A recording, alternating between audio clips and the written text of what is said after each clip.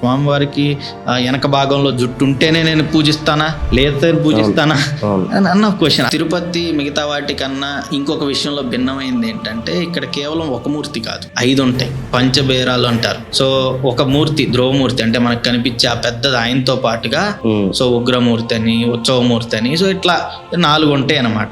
ఒక్కొక్క దానికి ఒక్కొక్క పర్పస్. ఆ ఎదురు చిన్న మండపం ఉంటుంది. సో దాంట్లో ఏం చేస్తారంటే ఎవ్రీడే ఆయనకు వచ్చిన లెక్కలు అంటే ఇంత వచ్చినాయి ఇంత పోయినాయి అని అక్కడికి ఒక మూర్తిని తీసుకొచ్చి అక్కడ కూర్చోబెట్టి ఆయనకి లెక్కలు చెప్తారనమాట. ఈ లెక్కలు చెప్పేది మెయిన్ మూలవిరాట్కి కాదు, అందులో ఒక మూర్తిని తీసుకొచ్చి.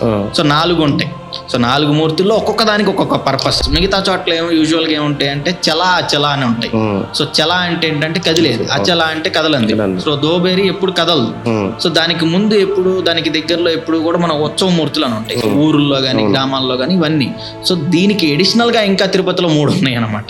సో అది ఒక ఇంట్రెస్టింగ్ అనమాట. సో అయితే మనకి ఆ స్వామివారు అటు ఉంటారని ఇటు ఉంటారని, ఆయన వెనక బాగుంటదని హెయిర్ ఉంటదని, సో దాని గురించి పండితులు చాలా మంది ఆల్రెడీ చెప్పారు. అయితే మనతో నమ్మకం ఎక్కువ ఉండటం వల్ల సో ఇవన్నీ వస్తాయి అన్నమాట. సో దీంట్లో మనం ఇప్పుడు వాళ్ళు నమ్మినంత మాత్రాన్ని ఇప్పుడు స్వామివారికి వెనక భాగంలో జుట్టు ఉంటేనే నేను పూజిస్తానా, అసలు ఆర్కియలాజికల్ గా అసలు మాకు ఇంకా అసలు దానికి ఇదే ఉండదు.